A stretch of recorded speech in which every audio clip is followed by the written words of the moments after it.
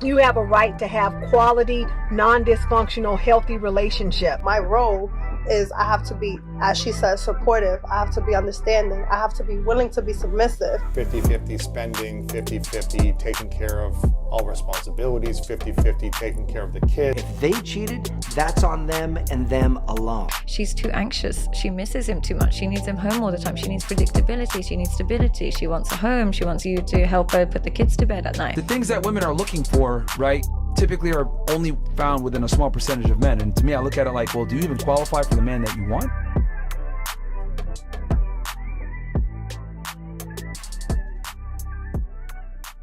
Since I called you that one time, I was only looking for one thing. I think of you sometimes when I'm in the moonlight, when I start to wonder if you're okay. I know you're no good for me, so I'll put you out of my mind. But I think of you sometimes. Why'd you make me love you? Now I can't forget. Try to give you my all, you don't deserve it. I let you go for good now. I hope that you're good now, even if it means we're Hey, what that shit do? It's your boy Macmillion. And this is the All Talk Podcast, man. Dating versus situationships. Do you know if you're in a relationship or not? Do you know if the person you've been talking to is playing with you? Hey, man, tap in and let's get some game today. To the right of me, got a new guest today. You feel me? We got Miss Bri. Hi. How you doing? I'm good. She shy, you feel me? But it's all good. We in here. You feel me? We gonna loosen her up the right way. You feel me? Respectfully. You feel me? Yeah, man. We got a show today. We got a couple of questions. You feel me? And you know, like I said before, if there's anything that's too touchy or too pushy, you feel me? You don't want to answer it, just go ahead and say it. You feel me? We ain't weird around here. I'm used to being told no. You feel me? We know how to respectfully move around being told no. Yeah, Miss Lady, let's get to it. You feel me? Couple of questions just to get the people to understand who it is that we're dealing with. You feel me? Tell them a little bit about yourself. I'm 22 years old. I'm from here, Portland. I actually was born and raised in Cali, but I moved here when I was 13, so I've been here ever since. What part of California? Like the Inland Empire, like Pomona, Ontario. Okay. I'm from Salinas. Oh, nice. Yeah, that's home. Yeah. Okay. Sure. So you moved here when you was 13, and then I just graduated college. I went to Portland State, and I'm now about to go active duty for the Army. Active duty for the Army. And you said you was 22? Yes. If I could have found me somebody at 22 that was about to go to the Army, but what? Yes, ma'am. No, ma'am. The house is clean right now. You feel me? Oh, man, you ahead of the game than most with me. I get kudos to you. You feel me? Parents done did you right. So I take it you ain't got no kids? No kids. Okay. She took a deep breath on that one. No Thank kids. God. Hey, nobody shooting at that club. Okay. What was your childhood like? I actually grew up in a broken home, so a single mom, just dating, marrying, going through that whole phase. And she had her first kid when she was 16. I'm her last one, so she has 3 boys, and then me. I'm her only daughter. So it was a wild road. We lived like, it was tough. That's what I'm gonna say. It was tough. Yeah. So when you say a broken home, is a broken home to you just your parents not being together, or like what was their relationship like? So my parents weren't together, from as far as I remember, but it just, when I say broken home, just a lot of abuse, trauma, and everything that like in behind closed doors. Right. That's- Was it you that went through, or what your mom went It through? is what I went through. Yeah. Damn.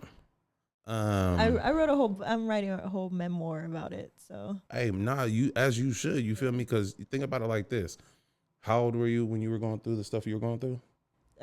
it all started when I was like 5. At 5. Yeah. So if it happened to you at 5 and you're 22 now, you feel me? Think of that book that could help the So many next other female. people, yeah. You feel me? Not ain't no That's- 5-year-old gonna be reading that type of book. You feel me? At Right. 5, but That you w- feel what I'm saying?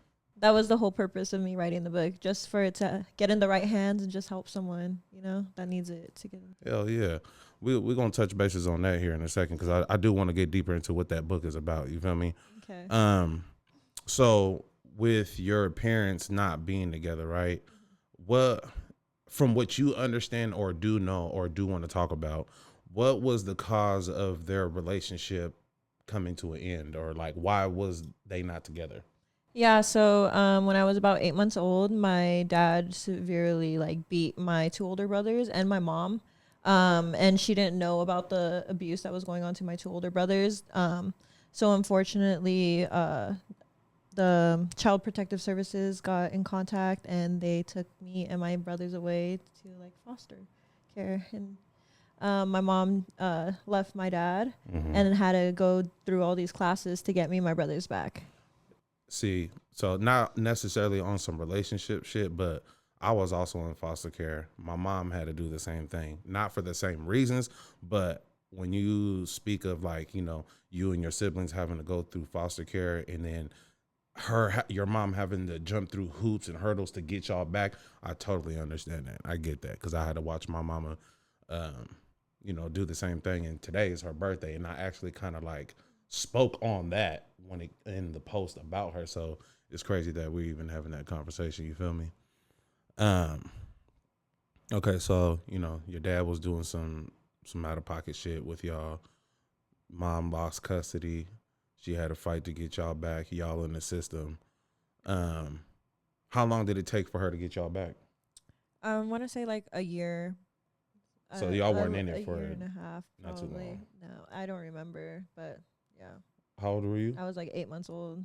Oh, okay. Yeah. I'm sitting there thinking, okay, you said you're the last, and Yeah. your 3 older brothers, they were the ones that went through Yeah. the beating and stuff like that. Yeah, but I didn't, and then from after that, I didn't know my dad until I was 13 and I moved up here to Oregon. Then that's when I went through everything. Okay, But I was also at the same time I was also getting abused by my stepdad and who my mom was with. Yeah. Okay, that type of abuse. Bet. I don't want to be putting, other people's business out there like that, but just I've had some siblings that went through that. Specifically, one of my sisters, she has that same story. My dad and her mom weren't together. My dad let her go live with mom while she lived with mom. Mom's new husband's brother, you feel me, doing shit, and it's just like, yeah, there's a lot of females that have that story. You feel me? And there's nothing that we can do about it, but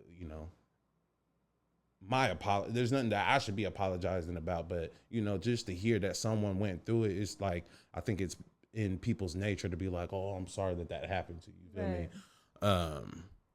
Yeah, that's fucked up. That should have never happened. You feel me? Okay, so fast forward, you said you was 13 when you moved up here, right? When does dating start for you? Oh, I didn't start dating until I was like 17. When I had my first boyfriend. In high school? He was actually my best friend's brother. That your best friend's brother. Okay, hold on. Okay. So 13, come to Portland. You don't have your first boyfriend until 17. What at 13, right? What do you think your perception of a relationship was supposed to be like? Oh, I don't know what I thought. I honestly don't know. It wasn't on your mind like that? No, I like from 13 to 17 is like when I blocked out a lot of like memories and stuff. So Was you partying in high school? no, I was very sheltered, very like controlled by my biological dad that I was living with and like my family. So I didn't even have a phone. And I had like a whole job, but they didn't even let me have a phone. So 13, what year is that? 2016. 2016. Man, I just had my daughter. Oh, good Lord. So 2016, social media is very much a thing. Cell phones are very much a thing.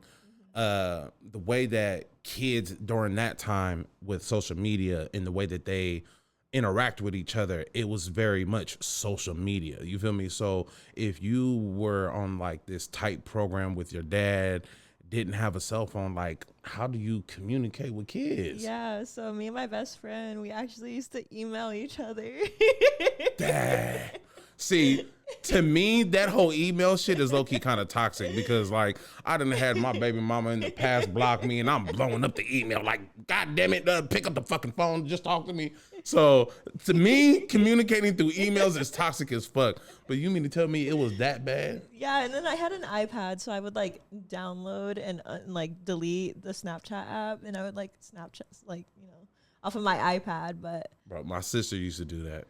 But I would like have to delete the app because then like, you know, no. Yeah. That is fucking wild. Hey, strict parents raise sneaky kids, I'll tell you that. Because I found a way. Hey man. You ain't lied yet. That's why she fucked my head up with that one. I'm on my daughter ass. iPad nothing, little girl. Okay, so when you say you had your first boyfriend at 17, you didn't have any relationships that you had to hide in between that time? He was the one that I hid.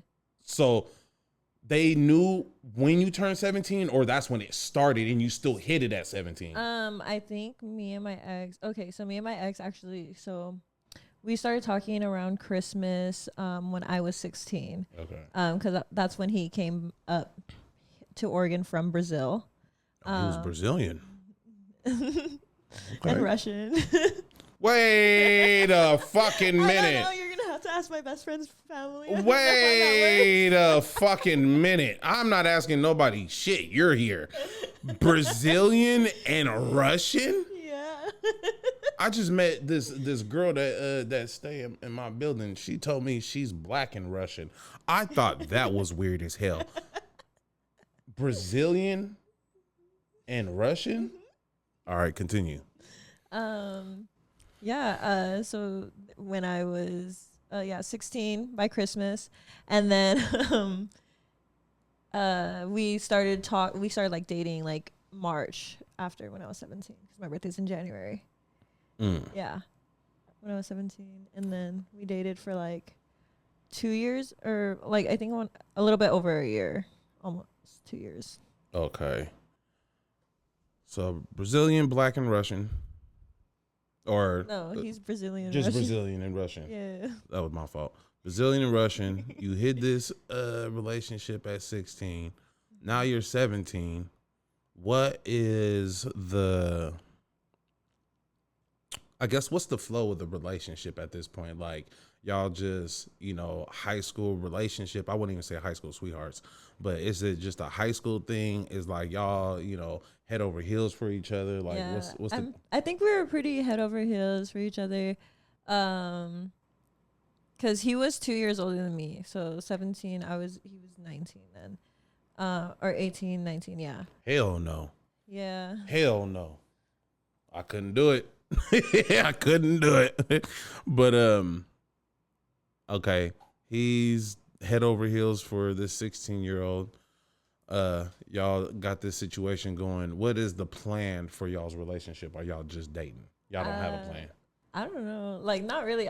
So during my teenage years, like, I started like going to church, and I grew my relationship with God. So I always believe in like dating for marriage. Mm-hmm. So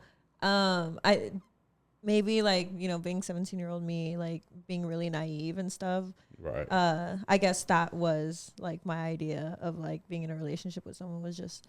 Do you think that he wanted the same thing? Outside of what he told you. Like, he can tell you one thing, but do you in your heart feel that he wanted the same thing? Sometimes yes and sometimes no, because I realized like towards the end of that relationship, he was very speaking so much of like my future and my, like, when I do this, when I buy a house, like, and usually like that for me in my head that clicked as okay, so it's not a we, you know. Ooh. Like an us. There was a whole bunch of I statements. Yeah.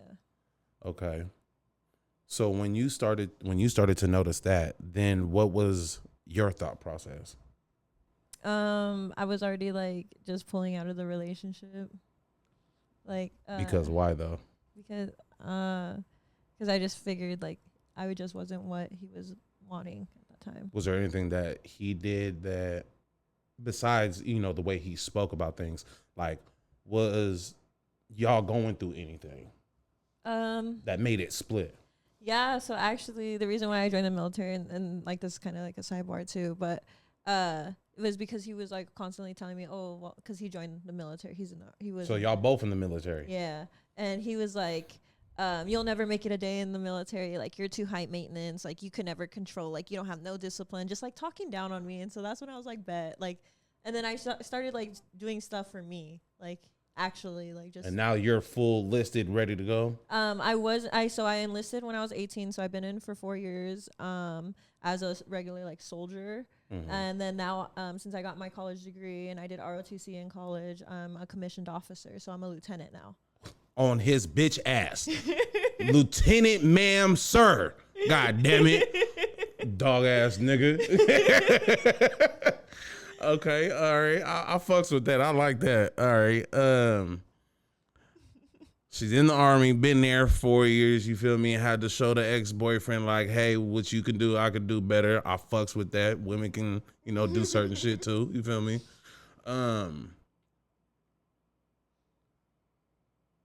Damn, I was gonna say something else, but we're gonna leave that one alone. How was the Army like for you being a woman? Oh, so obviously training and stuff, I feel like for women, we do have to work a little bit harder to be as like seen as equal as like some of the guys, because like the fitness standards, right, just discipline and just the way we hold ourselves, like our appearance in uniform is like a different standard than it is for like men. Right. So no, that's facts. There's a lot of men that think that women shouldn't be in the military. Now, I don't want to get too far off into that because this is supposed to be a podcast about, you feel me, dating, but you feel me, just being realistic, and I'll make this tie back into it. With you being the type of woman that you are and the things that you've gone through, like,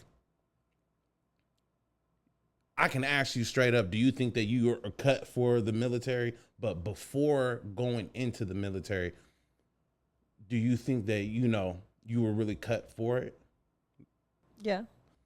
Are you the type of woman to, like, you know, get emotional from being yelled at? No. See, that's the type of things that I worry about when it comes to, like, you know, women being in the military. Like, I'm not even gonna make it about women. Let's make it about my daughter. Like, if she grows up to be the type of female that, you know, gets emotional under pressure, she, you know, can't deal with the loud talking and things of that nature, but she just so, you know, gun-ho to, oh, I want to be in the Army, I want to do this and I want to do that. And it's like, baby, if you can't take someone, you know, raising their voice at you without you shedding a tear, do you really think that the Army is a place for you? Not that a woman can't do it, but do you think for you specifically, not being able to handle that? You feel me?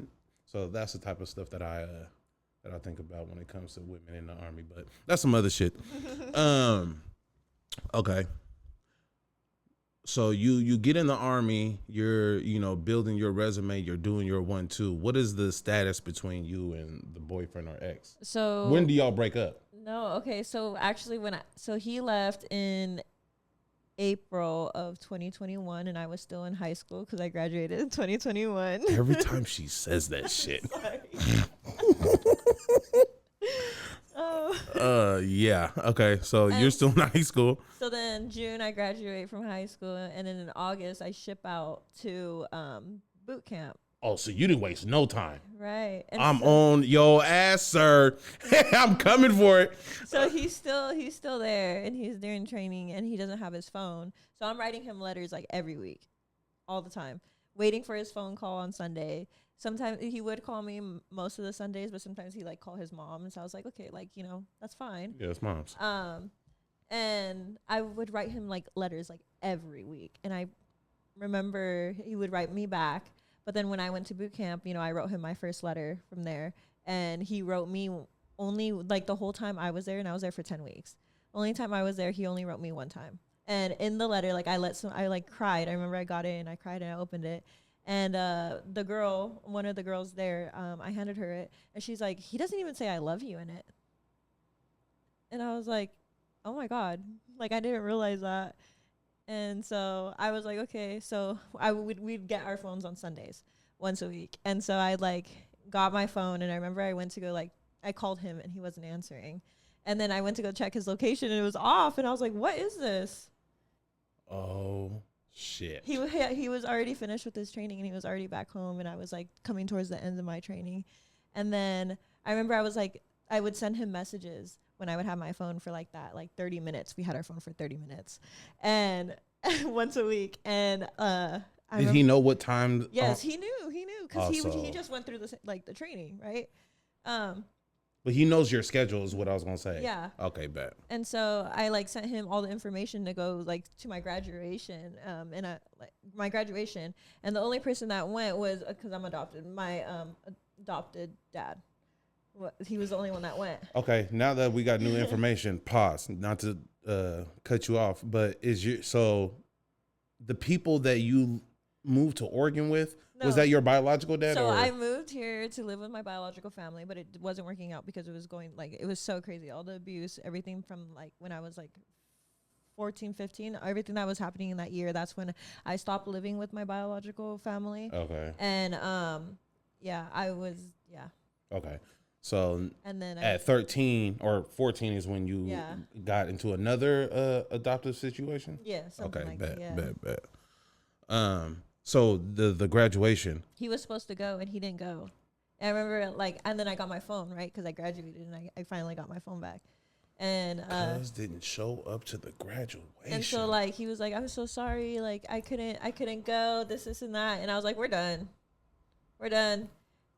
And then we're going through this toxic phase because like I just told him we're done on my graduation day. So I go to my AIT, which is like my job training where I learn to do my job. So I'm there. And I remember one morning we were good. We were on the phone, FaceTiming, texting, we're good again.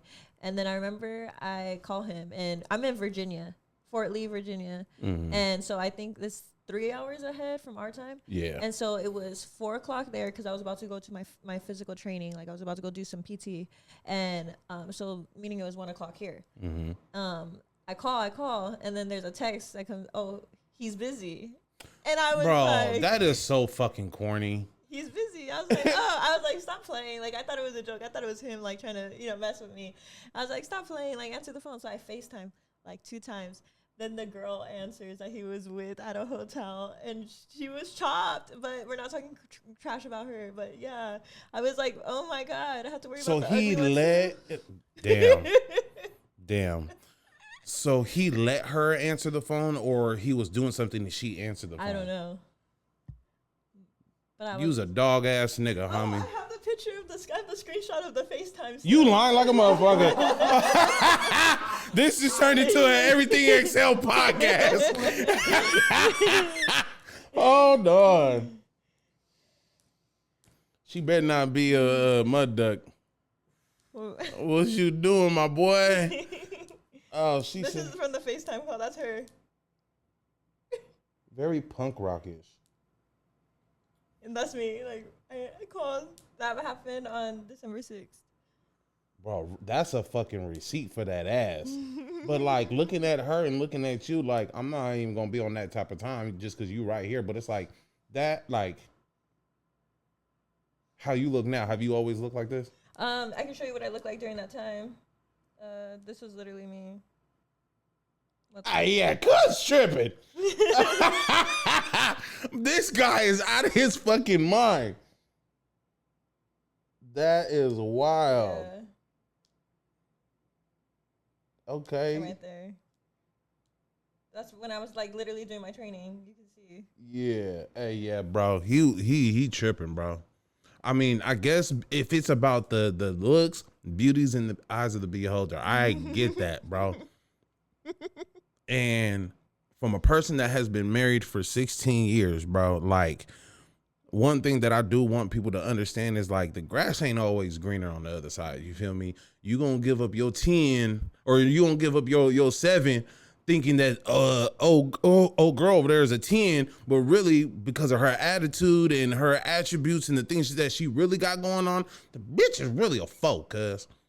And now look, bro, you feel me? Like, oh yeah, cuz tripping. He done out his rabbit ass mind. All right. Okay. So when does the situation with you and him really come to an end? So that was it. So December. Okay, wait, no. I'm saying like, bro, y'all still got to go through your toxic phase. Okay, let me talk you through my toxic Are phase. you still fucking so and so? Nah, we just talked last month. You feel me? So here's the toxic phase. So that was December 4th from the picture I showed you. And that's it. I called my parents crying, like my adopted family, like parents now. I called them crying. I'm like, oh my gosh. I called my brother. Like I was in tears. I was heartbroken. I remember he was apologizing. I blocked him. He cashed at me, saying, block me, please. Hey, how much did he send? I don't know, probably like $10. My boy. So then I come home for Christmas. Okay. And I tell him he's about to get deployed to Poland. Mm-hmm. And I was like, okay, I guess you could spend Christmas. We could spend Christmas together, whatever, you know. Yes. Like, yeah. And so he comes over, and it was the worst. Well, it was good because I was with my family, but he made it so bad. Before we get into that, this is how I know you young. You feel me? And I'm not trying to make you feel bad, and I'm not trying to talk shit in no type, shape, form, or fashion. But and it's not like that. I just go around, you know, in my situations, like my intent is to never get over on somebody. You feel me? Like I'm not trying to run game on her, run game on this one, and see what I can get out of that one. Like that's not the type of time that I'm on. But if I was ever gonna be on that type of time, there's no way in fucking hell any one of the females that I've ever talked to in the last 2-3 years, nigga, would ever like call my phone. Wait, there's one, but we'll get on that in a minute. But call my phone and let another female pick up that FaceTime and you gonna have me come over to your parents' house for Christmas? That is fucking wild. And the reason why I stopped is, remember the shit with Crystal and everybody? Hey, shout out to my homegirl Crystal one time. That was the most funniest shit. I will never forget that. I had an ex-girlfriend, whatever the fuck you want to call her, this girl that I was talking to out in Arizona, and my homegirl all on the same FaceTime phone call. And the thing was like, oh, girl from Arizona was going to be coming out here to come and kick it with me. But the girl that I used to talk to, we were already like on our fucking 5th, 6th, 10th time of the on and off again shit. She didn't believe that the girl or even my homegirl knew how I felt about her. Why would I tell some broad that I'm just, you know, essentially just fucking on how I feel about you? Now, between me and you, she did know. She knew everything about me and that girl's situation. But you want me to get on the phone and tell this? All right, bitch, you want to play? Well, let's do this today. I'll put all y'all on the phone. Yeah, so it was one of those. It was never a female called me and we were talking and some other female answered my FaceTime. That's ballsy. Homeboy got big balls for that one, dog. So how did he make the situation bad at Christmas? Oh, he basically was just, I feel like he was really being ungrateful because my parents, they didn't know what to get him, like as in gifts for Christmas. And, you know, we were all opening gifts, and so they put together whatever they could, you know. And he was getting deployed, so he couldn't really have anything to take anything with him. Right. So I remember they put together like a little basket, had like a protein bottle, some protein shakes, and like some bars. Like yeah, like it was cool, it was cute, and it was like really like thoughtful because like he can't really take anything with him. Right. So so then he was like, "What is this?" Oh, like, sir. And I remember I was like, okay, like whatever, like trying, and he was just complaining the whole time. Like he's like snobby, like he's just like basically thinking I'm spoiled, and I'm really not. Like, you know, because like I was getting gifts and. But sir, you should be thankful that you're even fucking here, dog. Let's start there. Jay, am I tripping, cuz? Hey, bro, like you should be even. What? Yeah, there's there, and then it's like, bro, yeah, no, there's nothing else to say after that, bro. You should be even happy to be here. Yeah, so he just made it about himself, and then yeah, so that's why it was like it didn't feel good, right? You know, because it's like, what am I like? How much am I supposed to do for you? Like, what am I supposed to do for you? Especially after that, like, yeah. And then we, yeah, that's it. And then we were drinking, and I remember like his sister ends up coming with her ex-boyfriend, and so like we were all being toxic in one car, going for a late night drive, drinking, you know, and then it just, yeah, that's it. And so what was that the last time? Okay, so then I go back to training, and he gets deployed to Poland. Okay, so then January, the end of January, I come home, and I'm like, why am I gonna wait around for a couple, like 9 months for this guy who just put me through hell and was just like not treating me right? Why am I gonna go through this? And so I broke up with him while he was in Poland, and I just had gotten home, and yeah, that's how that went. That was the end of it. And that was the last time y'all. That was the last of it. Yeah. And when was that? That was in 2022, January. So that was the end of y'all's situation. The toxic shit is over with. You feel me? Now, essentially, you are now stepping into the rebuilding phase, right? What does, and not to discredit your situation and make it seem like it was less than any other females, because trauma is trauma. I don't give a fuck how you look at it, especially if that was the first time you experiencing what you think is a relationship. You feel me? So looking at it from that perspective, now that you've went through the stuff that you went through, right? What does rebuilding from that situation look like for you? Oh, at that age? Yeah. Shit. Well, that girl, that was what, 3 years ago? At 19, I feel like I've done a lot of growth, though. That's why. What did you do to grow from there, or become a better, female in that, from that situation? I want to say. Are you working out more? Or are you trying to figure out I started college. That's what it was. I started college, and I was just going through college, and I was working a full-time job as I was like going to school. So I was working at night and then going to school during the day, and I was just like doing that. So again, like with the things that I've been through, you feel me? What I hear from you is like you drowned yourself in work. Yeah. You didn't really step into the rebuilding phase. No. So you're still rebuilding. Yeah. You still haven't came out of. Right. Damn. We all fucked up out here. Yeah. Okay.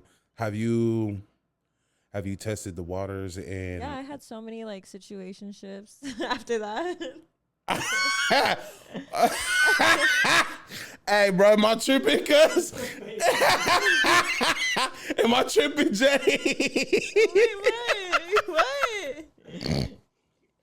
It was the jump off, the acceleration of, oh yeah, I've had so many situationships. Like, she been outside good. Oh, bro, okay. I mean, I'm not gonna be the one to say it. I'll leave that for the chat. You feel me? But I don't even want to know the number. The number it's not important. You feel me? But hey, cuz I can't do it. Let me wipe these tears. Oh God. When it comes to your situationships of so many, what do you? Okay. So, bro, my head is moving so fucking fast right now. I want to ask like 10 questions all at once. You've only been in one real serious relationship. That was the high school. It was that one, and then the one that I recently got out of. How long was that one?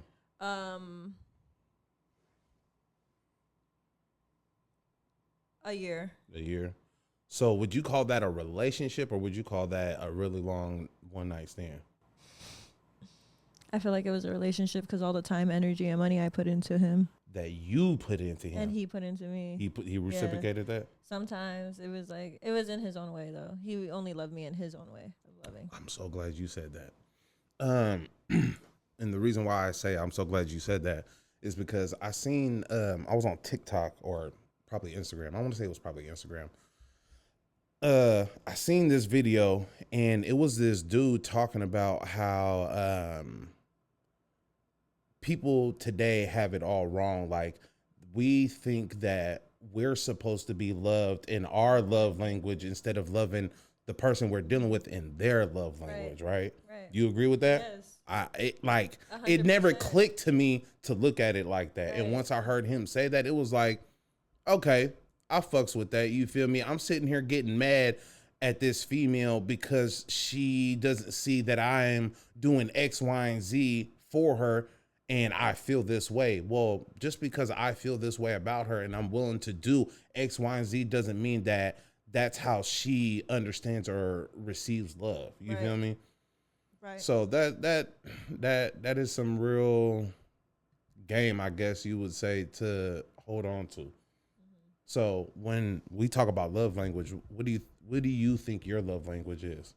My top, okay, so out of the 5, so it'd be acts of service, words of affirmation, gifts, quality time, then gifts, then physical touch. So that's in order for you. Yeah, from what I prefer the most. What? Well, there's more? It's only the 5. Okay, I was about to say. From most preferred to least preferred. Okay. Sorry. So your number one is what again? Acts of service. Acts of service. That's how you show love, or that's what you would like to receive? That's what I would like to receive. Is acts of service. See, I would say my love language on how I show that I fuck with you is through the acts of service, but it's more so the cooking though. If you come over here and we order food, some DoorDash, I'm trying to hurry up and get you fed so I can fuck.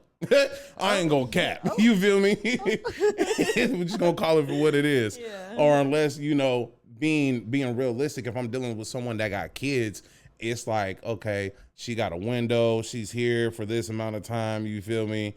And we both know why you here, that's different. But if it's like a situation we really don't know too much about each other, and this first time you coming over and all kind of other shit, but we had the plans to do X, Y, and Z, and I ain't cook, yeah.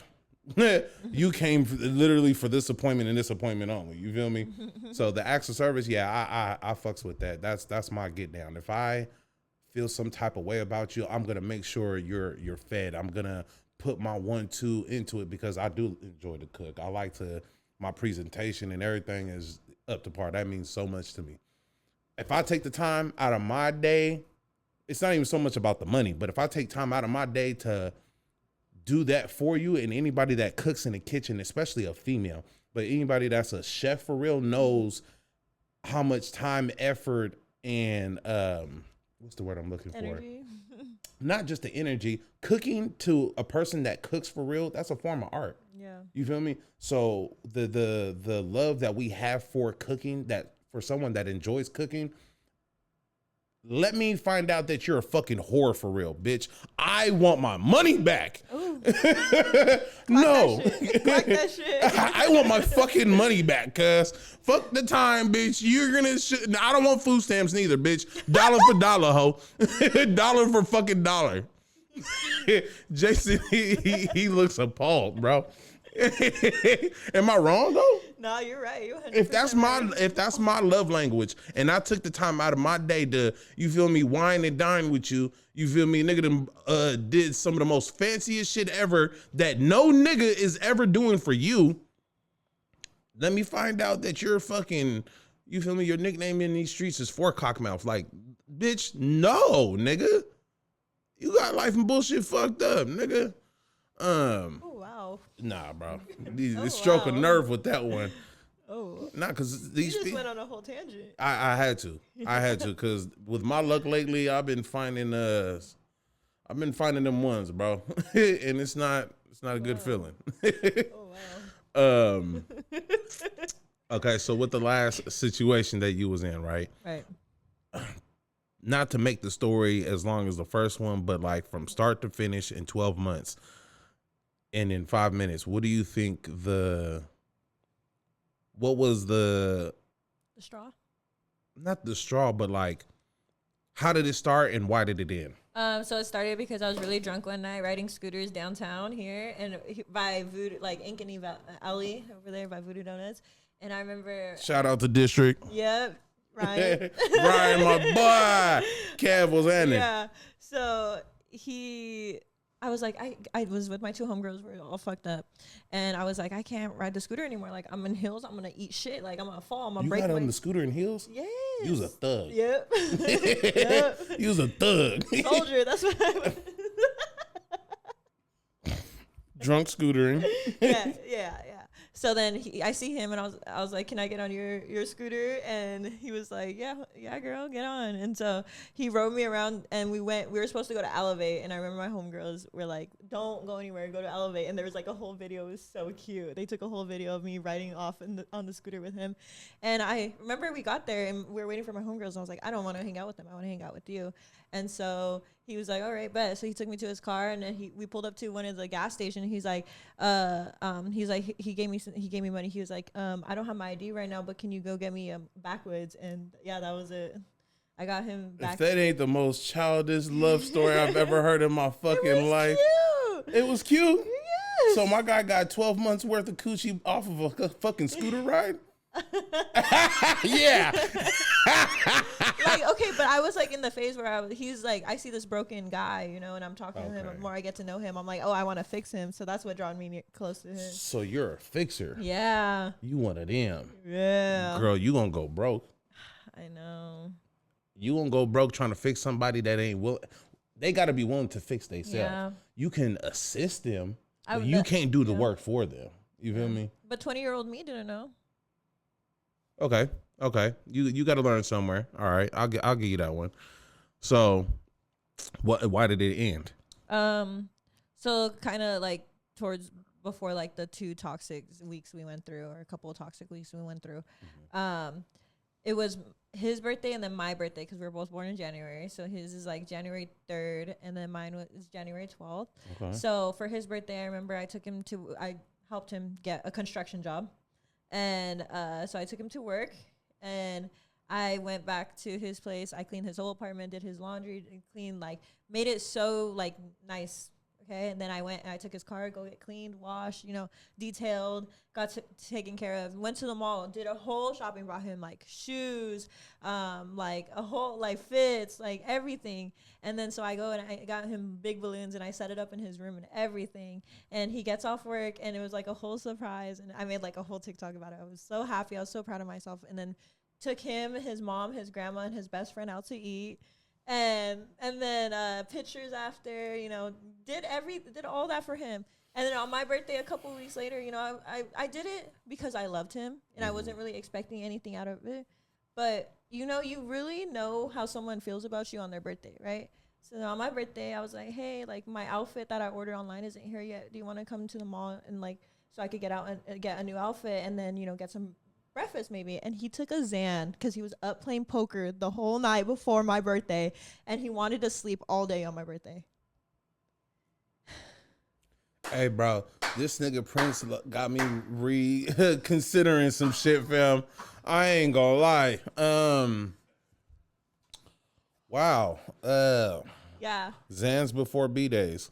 So Don't he do was it. asleep all day of my birthday. And so I spent my whole birthday alone, you know, like stressing about my whole outfit, like trying to put it together. So then I go back to his place and I'm getting ready.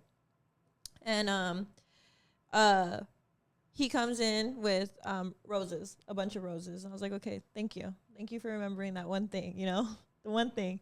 So we go out, we have this whole dinner planned at Tope down here with me, all my friends. There was like 20 people going to Tope. And we booked out like the whole restaurant. And I remember it was my 21st birthday, so I was like, shot. Right. My brother was Turn there. up. Yes. You feel me? And all the we're making TikToks, you know, we're having a good time. And so it comes to the end. And I told him, I was like, we had talked about this before, the whole dinner. And I said, your one job is just to make sure everybody pays their tab. And then like, if everybody wants to send me the money on Cash App, we could use my Cash App card and pay for the food all together, but they can't split it separately, like, cause it's the group, it has to be billed all together or something. And so the lady kept coming to me and asking me all these questions. I was like, oh, here's my boyfriend, you know, like he's going to figure it out he'll figure it out. Me thinking this man is all about his money. He knows how to count money and do all this stuff. He couldn't figure it out. My brother, I will never forget this. My brother came up to me and was like, you're dating a fucking stupid person. Like, what the fuck? Are you serious? He was like, and like, that's when I crashed out. I was like, in the restaurant, I'm like, what the fuck? Like, I go off on him. And I'm drunk. Hold on. I don't want to cut you off because the story is getting juicy, but it's like, just real quick. Was he drinking too? No, I know he smoked before. I don't know. I smoke weed. And he does too. He smokes all day, every day, and can go count thousands of dollars. Like, I don't know. Weed affects people differently. Yeah, but he couldn't figure it out for the life of him. So I'm mad. I crash out, right? So then we get to shake, and I have bottles coming out. You know, they get me my bottle. They bring me like everything. And I remember someone took my phone. Okay, so someone thought I put my phone down, and someone thought it was their phone. It was one of my friends. We ended up like tracking it or whatever. But I go, and I'm like, where is he at? Where the fuck is he? He wasn't even in the club, like, with me. Like, and I feel like as a man, like, you should be with your girl, like, on her birthday, watching over her. Like, you're in the club with a bunch of other motherfuckers. Like, you see, like, bro, like, I thought, there's horn dogs in there. Right. And they don't care if she's in a relationship or not. So I'm, like, crying because I'm like, I don't know where my phone's at. Like, what is going on? You don't have a phone or your boyfriend. Yeah. And so I go outside, and he's right there smoking with his homeboy. Like in the car in the Shake parking lot, and I'm like, what the fuck? And so I'm crashing out on him. I'm like, find my fucking phone. Like, where's my phone? Like, track my phone. And then so we had to go and drive all the way to North Plains to pick up my phone from my homie. And North Plains, you talking about the back of Beaverton? Hillsboro. Oh, Hillsboro. Yes. So that's how my 21st. And then after that, it was just like, you know, on and off toxic, fight after fight. Well, you didn't treat me like this, and like fight after fight. And then I was like, you know what? The last thing when I broke up with him was, you know, I believe, you know, God hears conversations in rooms you're not in. And I was like praying. I was like, God, this is really toxic for me. Please give me a sign or take this man out of my life if he's not for me. And I still have the voicemail. He left me a voicemail. He butt dialed me, not knowing that he was calling me, and he left a voicemail, and it was him talking really bad about me to one of his friends. And that was it for me. You still have the voicemail? I still have the voicemail. You're lying. You're lying. I still have the voicemail.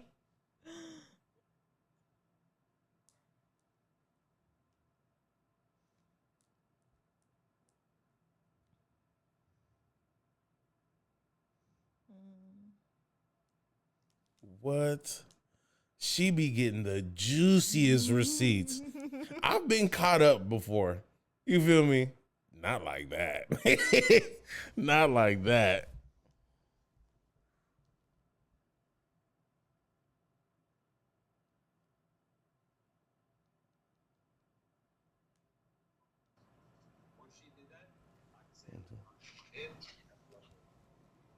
That's why I can never do it. I've seen how crazy she can get. I don't care, bro. I don't care how cool of a person you are. There are girls who aren't gonna give me that kind of problem. So why would I deal with it? But I'm scared to, bro, because she can fuck my shit up. Bro. So I'm hoping some other guy like, hey, baby, you're like really. I'm on parole, bro. I get. He was on parole? He just got out 5 years in prison. Obviously, I asked you this, they says to her, like, you want me to spend time with you? She'll use it, like, she knows, like, she'll be like, come here. Like, I'm gonna like, and then I'll be like, what? Like, dude, if she really gets that point. Okay, so in no shape, form, or fashion am I gonna stick up for him or no kind of shit like that, right? Yeah. Like I would never go in that direction. I wasn't there. I don't know the ins and outs of it, but going based on what I could make of what it was that he was saying, and now that I know that, you know, he just got out the pen, you seem like a nice girl, you feel me? I wouldn't think that you would be on any type of bullshit, you feel me? But from what he's saying and what I heard him say, and on top of him just getting out the pen, I wouldn't have thought that he was talking shit about you. I feel like he was coming from a perspective of like, bro, I can't get in trouble. She's gonna keep crashing out and keep doing these type of things, and I can't go back to prison. That's what he said.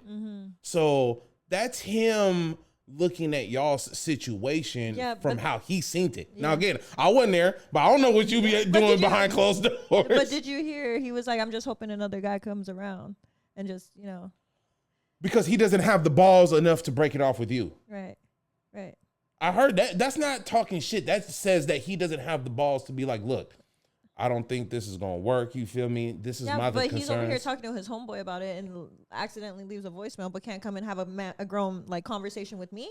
It's easier for me to have a conversation with Jay about the shit that I have in my, going on in my life. Now, this is why. Men, we deal with facts. Women deal with emotions. So if I want to get some facts about a situation that I'm dealing with and want a perspective that doesn't have to do with emotion and yelling and all kind of shit, I'm going to vent to my partner. It's not that I can't come to my woman about it. It's I know you. I know how you react to certain shit. I know how petty you can be as a woman and being my woman. And I know you. I'm not ready to have this conversation with you yet. I need to have it a couple of times. So I'm a vent to my partner. So was he talking shit or was he venting? Yeah, but that was it. I don't want you to call, bro, and be like, babe, I'm sorry. No, that's over. No, yeah, that's over with. But I'm just saying for the future, you feel me? Like that's the whole point of this podcast, right? Is I want to be able to have conversations with people about relationship shit, and then at the end of our podcast, like what can we learn from this? You feel me? Yeah, no, you're valid. I don't know him. Yeah. I don't know you. I don't know what your high level of toxicity is. I don't know what your crazy look like. I don't know what your mellow is. I don't know what your chill is. But I know how females react. Yeah. So I don't want to put you in a bracket or a bucket, you feel me? But we're gonna have to put you in this little, you feel me, for a minute when we're talking about women. So looking at from how women can be and a man's perspective, yeah, man. He's not wrong for how he felt. He wasn't even wrong for venting to his partner. Where he was wrong at in the hopes of was, I hope another man comes along. Basically, he wanted another nigga to do his job for him. He wanted you to be the bad person and leave him to go fuck with somebody else. And that's exactly what happened, yeah.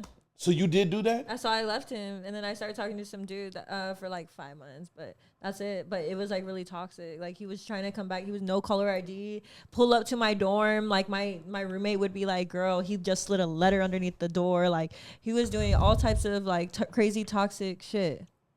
Oh yeah. Dropping off flowers like in front of my dorm. Like I would be scared to go. You know, there was one time I parked in the parking structure at my dorm, and he was like waiting for me at 4:00 in the morning because I work grave shift.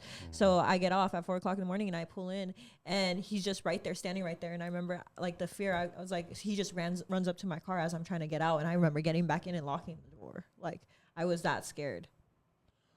Oh yeah, we gonna be here forever. I got more questions for you. Hey, Chad, tap in. Do you think we should do a part 2 with Miss Bri? Because there's a few questions that I have that I want to keep asking, but from a young woman's perspective and the young things that you guys got to deal with the relationship thing, I want to know, like, why would you do that? Yeah. You feel me? Me at 22 versus you at 22, I would have never fucking did that.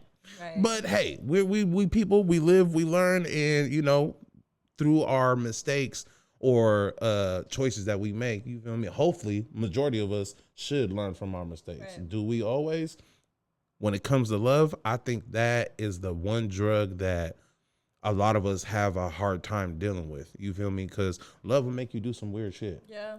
Love will make you, you know, crash out in the weirdest ways. Love will make you, you know, put up with things that you swore up and down on your mama you would never deal with. Love will have you, nigga, taking disrespect that you wouldn't take from not near motherfucker. You feel me? So with that being said, yeah, let's find out what we're gonna post this. We're gonna see what the comments is looking like. And if y'all want Miss Bri back for a part 2, man, tap in, let us know. What you got going on? What you want the people to know? Oh, I don't know. You ain't got nothing special going on besides the school stuff? Or you say you're going back into the Army, right? No, so I'm still in. I'm about to go to a training. I leave the end of this month. I'm road tripping across the country to Virginia. You driving there? I'm driving. I drove from Atlanta all the way back here. It's long. Fuck that. Far, yeah. Why won't you just take a plane? No, I want to take my car. I just want to have my car over there. It's just you going on that road trip? Yeah, a lot of self-reflection. Yeah, man. Turn on the podcast. I'm going active duty, so I won't be back. When are you coming back? The next time I'll be back is probably February. So February is when we're going to do the next podcast? Or we could do it before the end of the month. Oh, you want to do another one? Yeah. Let's do it. All right, ladies and gentlemen, it's your boy Macmillion and Miss Bri. This is another podcast, you feel me? Dating versus situationships. All talk. Is what they saying about the dating pool being dirty. Is it true? Is just your significant other really feel the same way that you do about them as they do with you? You feel me? Tap in with your boy. Let's have a conversation. It's your boy Macmillion. We out this bitch. You might be the prettiest girl I've ever seen. She might be the prettiest girl I've ever seen. Can I get your number? Been going through your Instagram. Look like a model. I swear that I'm your biggest fan. You should think smarter. I'm coming up with business plans. Going full throttle. I swear I wanna be your man.